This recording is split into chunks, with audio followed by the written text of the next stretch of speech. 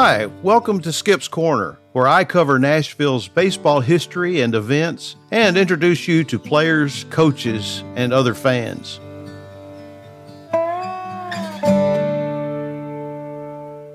Over the years, I have people that have told me stories about going to games at Sulphurdale and either seeing a circus or a wrestling match, or I think at one time they had dog racing there. But when I have stories told to me from the 30s, I don't think anybody ever has really related to me a story of being at Sulphurdale in the 20s, although I have read some of those in the newspaper.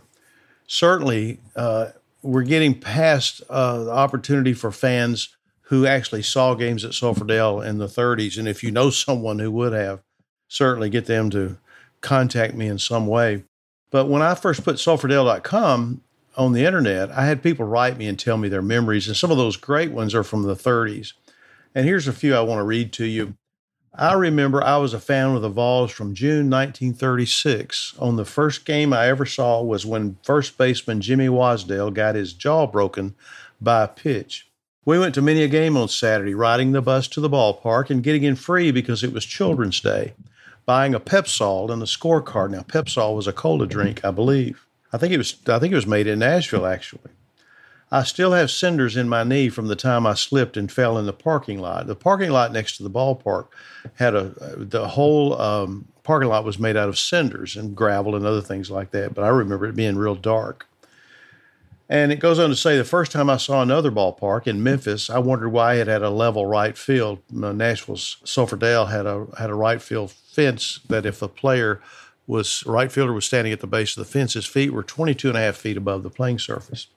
That was sent to me by Annette Levi Ratkin from Nashville. Another one said, I remember once in the very early 30s, I held a lucky number scorecard. I won a steak dinner and a great baseball board game. My dad must have eaten the steak, but at age 10, I had many happy hours playing that game back home in Springfield with my neighborhood friends. Today, when he wrote this, I am 81 years old, but I would still like to play that baseball game and go see the Vols play the Memphis Chicks, the Chattanooga Lookouts, the Knoxville Smokies, the New Orleans Pelicans, the Little Rock Pebbles, the Birmingham Barons, or the Atlanta Crackers. Now, the Little Rock Pebbles is kind of a comedy name for Little Rock travelers. Little Rock is a pebble. Get it? And he also said, I also remember my dad was amused and in the agreement when a sports writer wrote that Lance Richburg, he was the player manager at one time for Nashville, played the right field dump like a mountain goat. And that's kind of a comical relation to players in the outfield on those outfield hills having to play like a mountain goat. That story came from Robert Chilton in Bryan, Texas.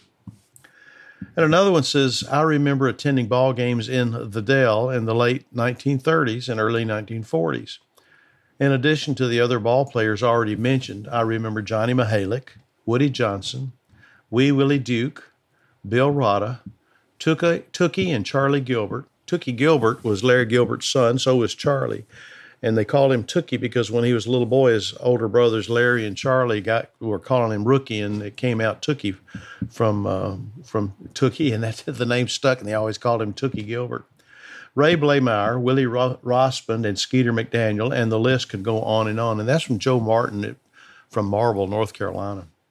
Then I received a few that hold special to my heart, and I'll tell you why in just a minute. This one came from Paul Thoren, Thoren. I remember my grandfather, Byron Speece, Lord Byron, as he was referred to, saying that he played for the Vols from 1932 to 1938. You have a team photo showing him in 1937, and I did. I have some pictures, team pictures, and that one was certainly on the early days of sulphurdale.com. He was the winningest pitcher for the Southern League in 1936 at 22-9. Mom has written some memoirs, and I believe that one of the player perks for performance was free Dr. Pepper and other consumables. Paul Thoren, California. You know, when someone writes to me to tell me about their connection to Sulphurdale or to share a memory or two, I am honored. I still talk to people and see them at a ball game or church even, and people say a relative, a mom, a dad, or family, a member, uncle, grandfather who took them to Sulphurdale. Certainly a family member. Often the memories are described in only a few words, like some of those that I just read, like in an email. But every once in a while I have received a handwritten letter, and one of the most descriptive ones came from Irene Speece Thorin some years ago. And I was so moved by her memory, I gave her a call, and we had a delightful discussion about her life and the years that her father spent playing for the Nashville Vols. During the call, she said during one season there was a man who was 10.5 feet tall. Now, she's talking about when she's 4 or 5 years old. And he sat over on the right side of home plate about halfway between there and the visitors' dugout. Even sitting down, he towered over everyone. My brother, Byron Franklin Speece, who passed away January 14th, 2002, and I would watch him to see if he cheered for us or the visitors. He cheered for the Vols, and I read a number of years later that he died at about the age of 30. Isn't it funny how you remember certain things when you were at 4 years old or 5 years old? And she went on to tell me in that phone call, I remember Junie McBride warming up Dad. Now, Junie McBride was everybody's Mr. Baseball in Nashville. He was a player, played a little bit of minor league ball, but mostly amateur ball. He was a leader. He was a member of our Old Timers Baseball Association. We selected him as Mr. Baseball years ago and even named the meeting room at Shelby Park the Junie McBride Old Timers meeting room. And everybody loved Junie. He used to tell me that he once told me when the old Sulphurdale back in the 20s that he would slide down the ice chute as a youngster to break into the ballpark. And he told me one time that he remembered the Pittsburgh Pirates coming to Nashville to play the Vols, and he went out on the field and somebody tossed him a glove, and it was Hannes Wagner, and he remembered how big his hands were. But going on to the Junie, she said, I know that I caught for him before he went to spring training. She's back telling the story about her dad. By the time he left, I had a red hand because the catcher's mitt was well worn and had a deep hole in the middle where the ball lodged. I maybe do know Junie, but it has been a long, long time since I was in Sulphurdale. Now, I'll tell you a little bit about Byron Speece. He was born in West Baden Springs, Indiana, on January the 6th, 1897. He was the youngest of 5 children. His father, Albert, was a farmer whose family was from Virginia, and his mother, Mary, was from Ohio. He began his baseball career in 1922 with Norfolk in the Nebraska State League, which was a Class D league, where he was 14-9 as a pitcher before moving to Omaha in the Western League. He compiled a 26-14 record that next season and gained the eye of the Washington Senators, who signed him for the 1924 season. But playing sparingly, he was used in relief, and he gained his first start on the final day of the season against the Red Sox when he gave up 12 hits in a 13-1 loss. Well, Washington captured the pennant that year, one of the few, and faced the New York Giants in the World Series, but Speece was called on to pitch just once in Game 3 when he allowed 3 hits in his 1 inning. The Senators did go on to win over the Giants in 7 games to take the World Series championship, and on December the 12th, Speece was traded to Cleveland, where he appeared in 28 games the next season and finished 3-5. But when he was optioned to Indianapolis after spring training in 1926, it would be a while before he'd return to the majors. He spent 7 seasons in Nashville, beginning in 1932. He joined the Nashville Vols and would remain on the pitching staff that whole time. 7 years, that's a long time to pitch for one team. His win-loss record was 95-6, pitching in 217 games and 1,159 innings. And during his best seasons in Nashville, he won 17, 22, 15, and again 22 games.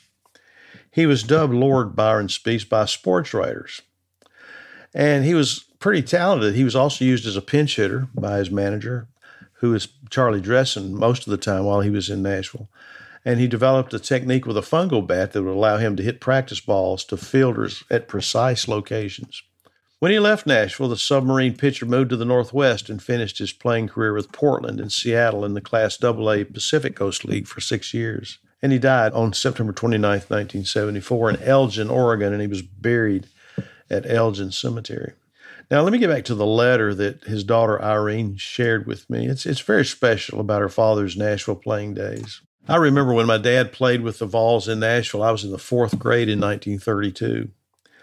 We usually went to school in West Baden Springs, Indiana, and then traveled down to Nashville for the summer, and we did this every year up through 1937.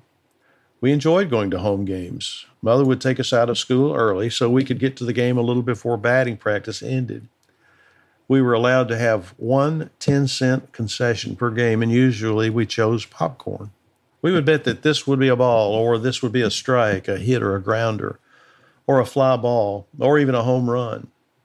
We passed the popcorn back and forth during the game, and I remember the concession man who sold hot dogs walking through the grandstand singing, red hots, they're already ready, and they're all red hot, with a pickle in the middle and an onion on top, red hots, red hots.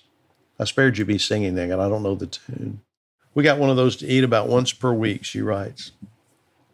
I have such fond memories of Sulphurdale and the baseball games there. There was one ball game we played with the New Orleans team. They had a catcher named Charles P. George. He slid into second base on a hit and spiked the second baseman. Later in the game, one of our players slid into home and spiked him at the plate. Nothing was done by the umpires for this. Seemed fair to them, I expect. Some of the players I remember were Hank Lieber and Phil Weintraub, who went up to the major leagues from Nashville. Hank Lieber was so young and good-looking. I, of course, thought he was wonderful. I heard that a number of years later he was hit in the head while at bat, and it caused major problems for him.